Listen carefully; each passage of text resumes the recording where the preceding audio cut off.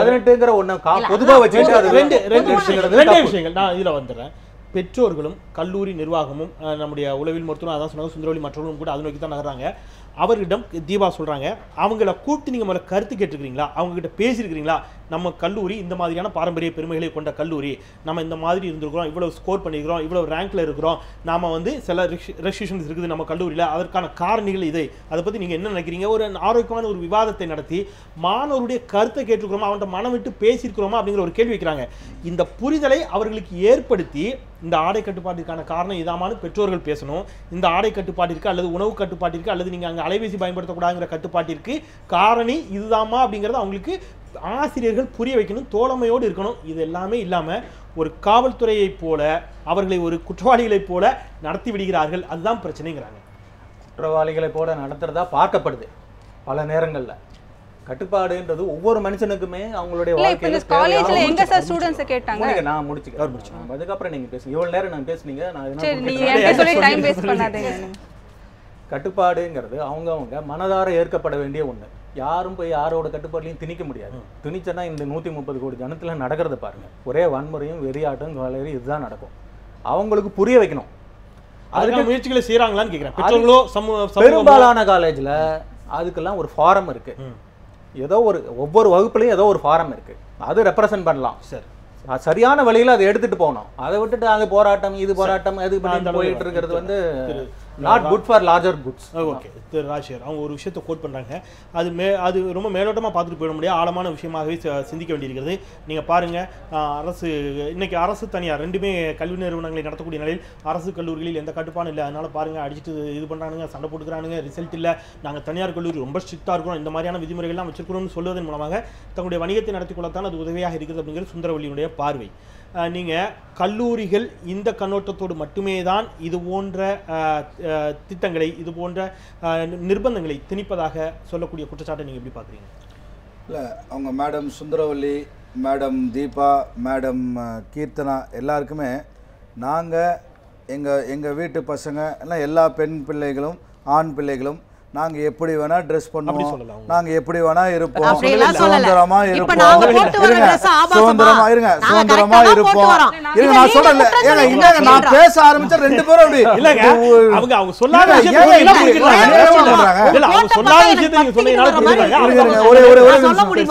ஒரே நிமிஷம், சொல்லுங்க.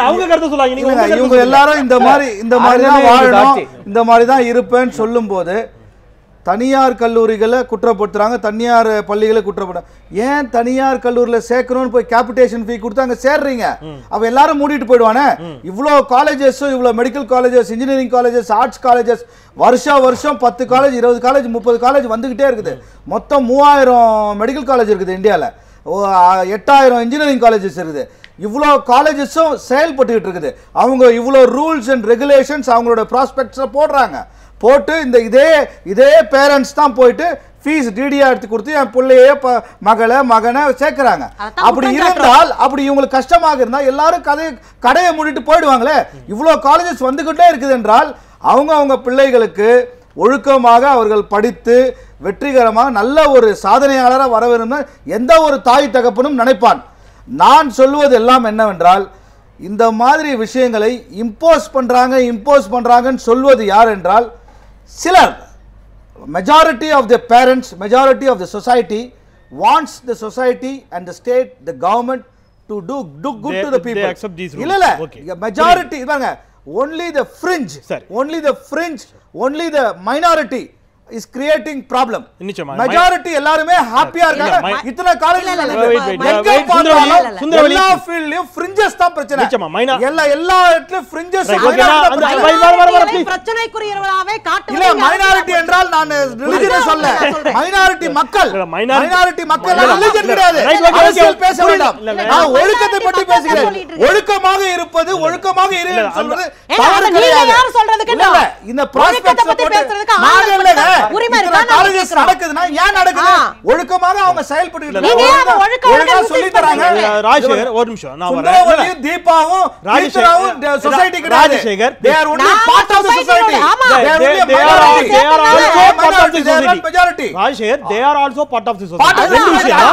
ரெண்டு விஷயம் நல்ல விஷயங்களை நீங்க யார் நீங்க விரிவா பேசுங்க. அது ஒரே நல்ல ஒரு வார்த்தை விஷயம், நீங்க எப்படி சொல்றது? இல்ல, ஒரு அப்ப வார்த்தை. நான் சொல்றது எனக்கு நல்ல விஷயங்க. சுந்தரவல்லி, ஒரு நிமிஷம் நீங்க பதிவு பண்ணுங்க. அதாவது இல்ல, இவங்க please. சொல்றாங்க பப்ளிக் ஸ்பேஸ்ல ஆண் போய் வந்து உள்ள அடையணும் இல்ல, நான் please, நான் முடிக்கிறேன். இப்படி தான் குளிக்கணும் இருக்குது. You should withdraw your words. நீங்க சில கட்டுப்பாடுகள் என்ற வார்த்தையை பயன்படுத்தலாம். ஒழுக்கம் இல்ல, நான் முடிச்சறேன். சார், ஒழுக்கம் என்றால் சரி கட்டுப்பாடு. அந்த வார்த்தையை பயன்படுத்துங்க. ஏன்னா ஒரு பெண்ணையோ அல்லது ஒரு ஆணையோ அவர்கள் அணியக்கூடிய ஆடைகளை வச்சு அவர்கள் ஒழுக்கமானவர்கள் ஒழுக்கமானவர்கள் ஆடை இல்ல சார், எல்லா விஷயத்தையும். நான் உங்களை சொல்லல. இல்ல, ஆடை இல்ல, எல்லா விஷயத்தையும். இப்படி தான் புரியுது, எனக்கு புரியுது. இவ்வளவு பிரைவேட் காலேजेस வருதுனா Exactly. அவங்க சக்சஸ்ஃபுல்லா நடத்துறாங்கன்னா எல்லா அரசாங்கம் பேரண்ட்ஸும் ரொம்ப வீக்கா இருக்குன்னு அர்த்தம். நிச்சயமா அரசாங்கம் நல்லா இருக்குது. அது வேறு கல்வி கொள்கையை பற்றி அது வேற பேசுறது வேறு. பெரிய நான் வரேன். ப்ளீஸ் வரேன். தீபா, நான் வரேன். குறைந்த மாணவர்கள் தான் எதிர்ப்பு தெரிவிக்கிறாங்க அப்படிங்கிற இல்ல, மாதிரி சொல்றாங்க. நான் இந்த கேள்வி கூட வரேன். நீங்க உங்களுடைய வாதத்திலும் நியாயம் இருக்கிறது. ஒரு பெற்றோராக அவருடைய பதற்றத்திலும் நான் வரேன். நிச்சயமா உங்களுடைய கருத்தோட தான் நிறைவு செய்கிறேன் கீர்த்தன்யா, நான் வரேன். அவருடைய பதற்றத்திலும் ஒரு நியாயம் இருக்கிறது. நான் என்ன சொல்றேன்னா, தன்னுடைய மகளோ தன்னுடைய மகனோ வாழக்கூடிய இந்த சூழல் அப்படிங்கிறது முற்றிலும் பாதுகாப்பானதாக இல்லை. ஏதோ ஒரு இடத்துல ஒரு சிலரால் ஏதோ ஒரு ஆபத்து ஏற்பட்டு விடும். அதற்கு நீயும் ஒரு காரணமாகிவிடக் கூடாது. நீ அதனால கொஞ்சம் சீக்கிரமா வீட்டுக்கு வந்துடுமா, நீ கொஞ்சம் பத்திரமா இருந்துக்கோமா, உன்னுடைய ஆடை அணிவதில் கொஞ்சம் கண்ணியமா இருந்துக்கோமா. ஏன்னா என் பார்வை போலவே மற்றவருடைய பார்வையும் இருக்காது. சமூகத்தை நம்மால் மாற்ற இயலாது. முற்றிலும் ஒரு தனி மனிதனால் மாற்றிவிட இயலாது. அதற்கான முயற்சி அவசியம். ஆனால் அதுவரைக்கும் தன்னுடைய மகளை பாதுகாக்க வேண்டும் என்று ஒரு பெற்றோரும் தன்னுடைய மாணவ மாணவிகளை பாதுகாக்க வேண்டும் என்று ஒரு கல்லூரி நிர்வாகம் நினைப்பதில் என்ன தவறு இருக்கிறது? இது பாதுகாப்பே கிடையாது. ஃபர்ஸ்ட் ஆஃப் ஆல் இது பாதுகாப்பா நினைச்சிருந்தாங்கன்னா அதோட விவாதங்களே வேற. இது பாதுகாப்பு கிடையாது. இது அவர்களுடைய கருத்து திணிப்பை இம்போஸ் பண்ணுவது, அவ்வளவுதான். பிகாஸ் சர்டன் லாஸ் மட்டும் தான் அவங்க போடுறாங்க. பாதுகாப்பு அப்படிங்கிற விஷயங்களோ மாணவர்களுடைய இம்ப்ரூவ்மெண்ட் சார்ந்த விஷயங்களோ இதுக்கு கனெக்ஷன் இல்லை அப்படிங்கிறது தான் ஃபர்ஸ்ட் நம்ம புரிஞ்சுக்க வேண்டியது. இன்னொரு விஷயம் என்னன்னு சொல்லி பார்த்தா, குறைந்த ஒரு ஸ்மால் நம்பரே எதிர்ப்பு தெரிவிக்கிறாங்க அப்படின்னு சொல்லிச்சுன்னா நம்ம நாட்டின் கலாச்சாரம் பத்தி இவங்க பேசினாங்க இல்லையா, குழந்தை திருமணம் நம்ம நாட்டு கலாச்சாரம். அதை எதிர்த்து போராடினவங்க நாட்டில் இருக்கிற எல்லாருமே வந்து போராடல. இப்போ நீங்க நாட்டுல ஒரு ஓட்டடிப்பு எடுத்தீங்கன்னு வச்சுக்கோங்களேன், ஜாதி நம்ம சமூகத்துக்கு வேணுமா வேண்டாமான்னு எல்லாரும் ஜாதியை தலையில தூக்கி வச்சுட்டு இருப்பாங்க.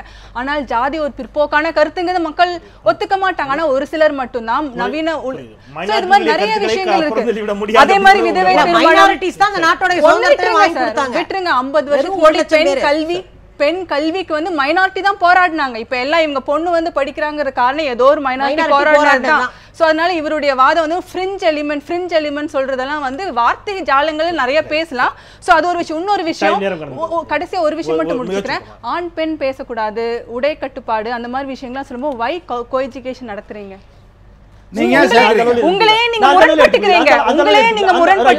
ஒரே ஒரு விஷயம் மட்டும் கீர்த்தன்யாவோட கருத்து கேட்டு உங்ககிட்ட வரேன். கீர்த்தன்யா, உங்களுடைய நிறைவு கருத்து ஏதோ சொல்ல முற்பட்டீங்க. மிகச் சுருக்கமாக நிறைவு கருத்தாக பதிவு பண்ணுங்க.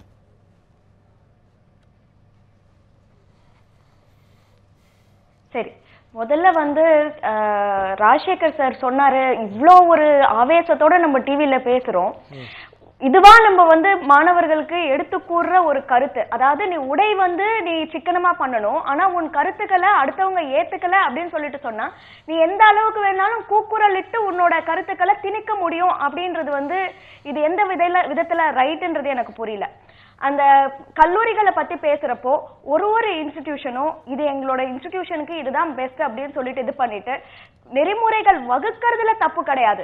ஆனா அதை வந்து எப்படி பண்றோம், அதை வந்து நசுக்கி பண்றோமா இல்ல அடக்குமுறையில பண்றோமா, அப்படி பண்றதுனால என்னோட மாணவர்கள் அதனுடைய ரிசல்ட்ட கொடுக்கறாங்களா அப்படின்ற கேள்வியை வச்சுக்கிட்டு ஃபீட்பேக் எடுத்துட்டு அதுக்கேத்த மாதிரி அவங்களோட நன்றி கீர்த்தன்யா, நன்றி கீர்த்தன்யா. நேரமின்மை காரணமா நம்ம ஒரே ஒரு விஷயம் மட்டும் நீங்க சொன்னீங்க, பெண் குழந்தைகளுடைய பாதுகாப்பு கருதி நீ இப்படி ஆடை போடலாமே அப்பா சொல்றாருன்னு சொன்னீங்க. அதே அப்பா கிட்ட தான் நாங்க என்ன சொல்றோம்னா, ஆம்பளை பையன் செல்லம் நீ இப்படி ஆடை போடு, இத்தனை மணிக்கு வீட்டுக்கு வா என்று எல்லா வீட்லயும் சொல்ல ஆரம்பிச்சோம்னா எல்லாருடைய இவங்க சொல்றாங்களா இல்லையோ, மெஜாரிட்டி மக்கள் சொல்லிட்டாங்க. எல்லாரும் சொல்லிட்டாங்க.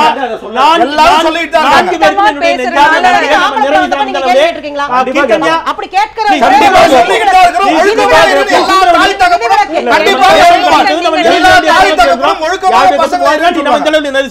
அவ்வாறு சொல்லப்பட்டது உண்மை என்று சொன்னால் நாம் கற்பித்துத்தான் வளர்க்கப்பட்டுக் கொண்டிருக்கிறோம் என்ற சமூகத்தில் அப்படின்னு சொன்னா பிரதமர் மோடி தன்னுடைய சுதந்திர தின உரையில் உரையாற்றுகிறார். மிக தெளிவாக பெண் குழந்தைகளுக்கு மட்டுமே நாம் ஒழுக்கத்தை கற்றுக் கொடுத்து வளர்க்கிறோம், ஆண் குழந்தைகளுக்கு கற்றுக் கொடுத்து வளர்க்க வேண்டும் என்று பிரதமர் சொல்லக்கூடிய நிலையில் தான் தேசம் இருந்து கொண்டிருக்கிறது. இது ஒருபுறம் இருக்க, மறுபுறம் ஒட்டுமொத்தமாக சமூகத்தை மாற்ற இயலாத காரணத்தினால் நான் சற்றே பாதுகாப்பாக இருந்து கொள்ளக்கூடிய நிலையில் தான் இருக்கிறேன் என்ற பெற்றோரின் மனநிலையும் என்னால் புரிந்து கொள்ள முடிகிறது. ஆடைதான் ஆபாசமாக தோன்றுகிறது, ஆடையால் தான் பாலியல் வன்முறைகளுக்கெல்லாம் காரணம் என்று சொன்னால் 6 வயது பள்ளி குழந்தை சிறுமி ஆசிரியராலேயே பாலியல் வன்முறைக்கு உள்ளாக்கப்படக்கூடிய கொடுமை இந்த தேசத்தில் தான் அரங்கேறுகிறது. 70 வயதான மூதாட்டி கன்னியாஸ்திரியும் பாலியல் வன்முறைக்கு ஆளாக்கப்படுவதும் இந்த தேசத்தில் தான் நடைபெறுகிறது. பாலியல் வன்முறைகளுக்கு ஆடை மட்டும்தான் காரணமா அல்லது ஆடவர்களின் கண்களில் இருக்கக்கூடிய கோளாறும் காரணமா என்ற கேள்வி இயல்பாக எழுகிறது. ஒட்டுமொத்தமாக இது ஒரு மிகப்பெரிய பிரச்சனை, மிகப்பெரிய ஒரு விவாதம். சமூகத்தில் ஒவ்வொருவருக்கும் இதற்கான பொறுப்பு இருக்கிறது. அந்த பொறுப்புகளை சுமந்து கடந்து செல்வோம். நன்றி. இந்த அளவிலே நிறைவு செய்கின்றேன். மறந்து கொண்டே இருப்பது மக்களின் இயல்பு, அதை மீண்டும் மீண்டும் நினைவுபடுத்திக் கொண்டே இருப்பது எனது கடமை. அந்த வகையிலே நாளை சிறப்பு கேள்வி நேரமாக பாரதிய ஜனதா கட்சியில் தன்னை இணைத்துக் கொண்டிருக்கக்கூடிய அப்துல் கலாம் அவர்களுடைய பேரன் அவர் தன்னை இணைத்துக் கொண்டிருக்கிறார். அவருடைய பேட்டி நாளைக்கு ஒளிபரப்பாகிறது. அதை நினைவுபடுத்தி நிறைவு செய்கின்றேன். மறந்து கொண்டே இருப்பது மக்களின் இயல்பு, அதை மீண்டும் மீண்டும் நினைவுபடுத்திக் கொண்டே இருப்பது எனது கடமை. நாளை மற்றும் சில சமூகம் சார்ந்த பிரச்சனைகளோடு உங்களை சந்திக்கின்றேன். நான் செந்தில். நன்றி.